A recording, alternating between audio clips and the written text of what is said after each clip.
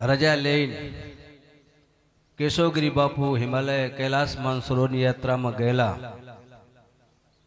અને દિગંબર બાપુએ ના પાડી કે ભાઈ ઘણી યાત્રા થઈ ગઈ, હવે યાત્રા પૂરી કર. ત્યારે એમને કીધું કે બાપુ એક ફેરું રજા આપો, આ છેલ્લી યાત્રા. અને પાંચમી યાત્રા કૈલાસની હતી. બાપુ ભેગા 250 જણા, કેટલા? એક બે જણા નહીં, 250 જણા હિમાલયમાં એક સાથે રાત્રે 12 વાગે 250 જણા જીવતા સમાધિ થઈ ગઈ, જીવતા.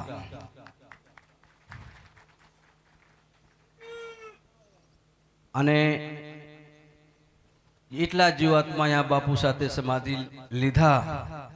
એને પણ અમે અહીંથી પ્રાર્થના કરીએ ભગવાન સદગુરુને એની આત્મા જ્યાં પણ હોય, જે રીતે હોય, એમને પણ શાંતિ મળે. અમે દર વર્ષે આ તિથિ તો ઉજવીએ છીએ, પણ જે મહાપુરુષો આપણને લાઈન દોરીને ગયા, માર્ગદર્શન કરીને ગયા, આપણને જગાડીને ગયા, કઈ રીતે જગાડ્યા, કઈ નિદ્રામાંથી જગાડ્યા, આપણે એ જાણવાનું છે. આપણે હોતા હોઈએ એ નિદ્રા નહીં, મોહ નિદ્રામાંથી જગાડ્યા. કઈ નિદ્રામાંથી? મોહ નિદ્રામાંથી જગાડ્યા કે ભાઈ ધરતી ઉપર શા માટે આવ્યા છે, તારે શું કરવાનું છે, એના ઓળખ કરાવી. આજે આપણે એટલું બધા આનંદ કરીએ છીએ, આપણે બધાને વચ્ચે કઈ તત્વ સમાયેલું છે જે એટલું આપણને બધાને આનંદ કરાવે છે? ઈ છે ગુરુ તત્વ. શું છે ગુરુ તત્વ? આપણે બધાને અનુભવ છે. ઘેરે આપણે દૂધ હોય, દૂધાણું હોય, ઉપર તો કોઈ ઘી દેખાય, દહીં દેખાય, માખણ છાશ દેખાય, ઘી દેખાય, ન દેખાય.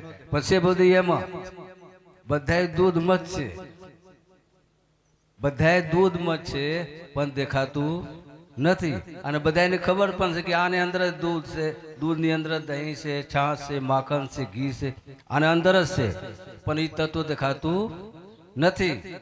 અને એના વિધિ કરીએ એટલે બધા દેખાવા માંડે. દહીં દેખાય, છાશ દેખાય, માખણ દેખાય, ઘી દેખાય. છેલ્લે ઈ ઘીમાંથી જ્યોત પ્રગટે છે. શું પ્રગટે છે? દૂધમાં દીવા કરીએ તો થાય? આપણને ખબર છે કે આમાં છે, પણ દીવા ન થાય. ઈ ગુરુ તત્વ કે જે આપણે બધા લોકોની અંદર ઈ તત્વ સમાયેલું છે. અને ઈ તત્વ એકમાંથી અનેક બનીને આ કાર્ય કરી રહ્યું છે. તમને ભાવ કોણ જગાવે છે? તમને પ્રેરણા કોણ આપે છે? તમને લાગણી કોણ પ્રગટ કરે છે? તમારે અંદર જે દેવાની ભાવના છે આ કોણ કરે છે? એ અંદર બેઠા બેઠા બધાને જગાડે છે. જ્યાં જાય કંઈક દઈને આ બાપુને આપી આ. અમારો તો કાયમનો અનુભવ છે. હું આંખ મીજીને બધી હાવણા મારી સાફ કરી દઉં, ત્યાં કોઈને મોકલાવી જાય દઈએ. કાલે એક ભાઈ અમે અહીંયા બેઠા છે, એમાં ક્યાંય કાલે અમદાવાદથી આવીને એને કે 90,000 રૂપિયા દીધા. કેટલા?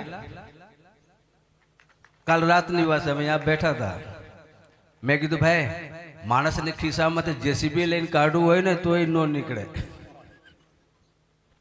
પણ આવા કઈ તત્વો કામ કરે છે, કઈ ગુરુ પ્રેરણા કામ કરે છે? અંદર ભાવ જગાડે, પ્રેમ જગાડે, લાગણી જગાડે, ભાવ જગાડે.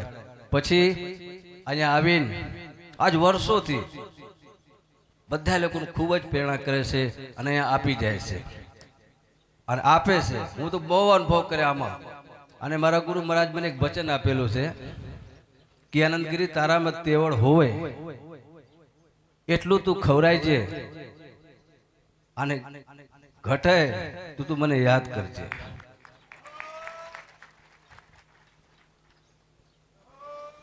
આ મારા ગુરુ વચન છે. અને આપણે આંખ મીજીને આજ 2002 થી, આજથી 2002 થી આ કથા કરીએ છીએ. પહેલા મહારાષ્ટ્રમાં કર્યા, પછી કાશીમાં કર્યા, પછી ધીમે ધીમે ખેંચીને અહીંયા લઈ આવ્યા. અને ક્યારે 10-5 લાખ રૂપિયા રાખીને આપણે કોઈ દી સપ્તાહ નથી કરી. પહેલા તારીખ લઈ લેવાનું, આયોજન કરી લેવાનું, પછી વિચાર કરવાનો કે હું કરવાનું છે. માથે 10 લાખ થઈ જાય તો શું થાય? પણ ગુરુ મહારાજની એવડી કૃપા, ગુરુ વચન કામ કરે છે. કોણ કામ કરે છે? ગુરુ વચન. જે ગુરુએ આશીર્વાદ રૂપમાં વચન આપ્યા છે કે હું પ્રત્યક્ષ નહીં, અપ્રત્યક્ષ દરેક જીવ માત્રની અંદર પ્રકટ થઈને હું પ્રેરણા કરીશ. આ જેને પ્રેરણા કરીશ તને દેવા આવે તો સમજી લેજે હું એને મોકલું છું. પછી એને ઘટોય નહીં દઉં. જે અહીંયા દાન કરે ને એને ઘટોય નહીં દઉં, કેમ કે બધી બે બાજુ જોવું પડે ને. એટલે રામાયણની અંદર દાદાજી કથા સંભળાવી રહ્યા છે. એની અંદર ગુરુપદ, જે ગુરુનું પદ છે, બંધહું ગુરુપદ નખ મન જ્યોતિ. ગુરુ મહારાજના ચરણ કમલની વંદના તો છે જ, પણ ગુરુ મહારાજના ચરણની અંદર જે નખ, એની પણ હું વંદના કરું છું કે બંધહું ગુરુપદ નખ મન જ્યોતિ. આ સુમિરત દિવ્ય दृष्टि ही होती। हे गुरुदेव भगवान, आपने चरण कमल हूँ वंदना करूँ, पर आपने चरण ની અંદર જે નખ છે એ નખની પણ વંદના કરું। મારે અંદર જે અંધકાર એટલે અજ્ઞાન, કોઈ જડતા, કોઈ મંદ બુદ્ધિ મારે અંદર હોય, જડતા હોય, અજ્ઞાન હોય, હે ગુરુદેવ તમે એવી કૃપા કરો, તમારી ચરણ કમલની નખની હું વંદના કરું। મારે હૃદયમાં કેવું દિવ્ય દૃષ્ટિ, એવા પ્રકાશ કરો કે આમાં મને બધી દેખાય। એવા સિસ્ટમથી, એવી ગુરુદેવની કૃપાથી આપણે પ્રાર્થના કરીએ ત્યારે ગુરુ મહારાજ આપણે હૃદય કમલમાં પ્રકાશ કરે છે। બંધહું ગુરુપદ નખ મન જ્યોતિ। આ સુમિરત ખાલી સુમિરણ માત્રથી, યાદ કરવા માત્ર હૃદયમાં કહા સુમિરત દિવ્ય દૃષ્ટિ ही होती। આપણા હૃદય કમલમાં સુંદર પ્રકાશ થાય છે અને આપણને દરેક જીવ માત્રનું એની કૃપાથી બધા લોકોની અંદરનો ભાવ દેખાય છે, પ્રેમ દેખાય છે, લાગણી દેખાય છે, બધી દેખાય છે, પણ કહેવાય નહીં। બધી ખબર હોવા છતાં ખાલી જોઈ લેવાનું, પણ કહેવાય નહીં। એ બધી જાણે છે।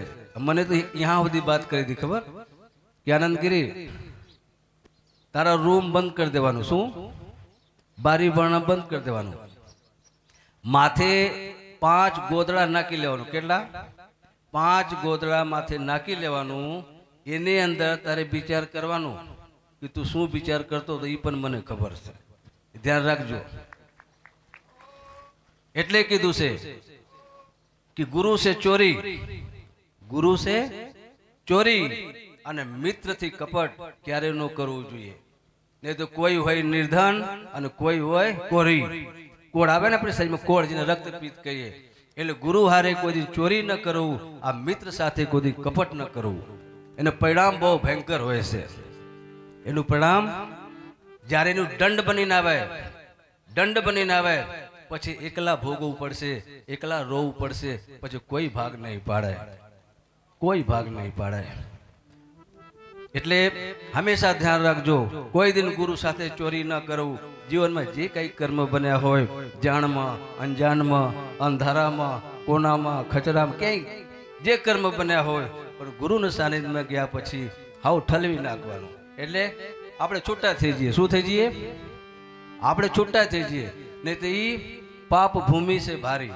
આ ભૂમિને ભાર હળવો છે, પણ પાપ જે છે ને આ ભૂમિ કરતા ભારી છે, પછી ઉપડશે નહીં, પછી ઉપડશે નહીં, અને આપણી જે ગતિ થાય એની શું ચર્ચા કરું। એટલે જીવનમાં ધ્યાન રાખીને આપણે હાલવાનું છે। ગુરુ છે ચોરી ન કરવું, આ મિત્ર છે કપટ ન કરવું, હાવ ખુલ્લી ફાઇલ રાખવાનું। કેનાથી પીવાનું છે? જે હોય ખુલ્લા ખુલ્લા, હાવ ખુલ્લું રાખવાનું। તો એવા દાદાની કથા આગળ વધાય। આપ ખૂબ ખૂબ બધા લોકોને ગુરુ મહારાજના તરફથી આપ લોકોને ખૂબ આશીર્વાદ છે। આનંદ કરજો, ભગવાન તમને કંઈ ઘટોય નહીં દે, સ્વસ્થ રાખે, તંદુરસ્ત રાખે, ઘરમાં સુખ શાંતિ સમૃદ્ધિ આપે, એવી ગુરુદેવ ભગવાનને પ્રાર્થના કરીએ। મા અંબાને આનંદ કરો, ખુશ રહો। આલાય નિરંજન ગુરુજીના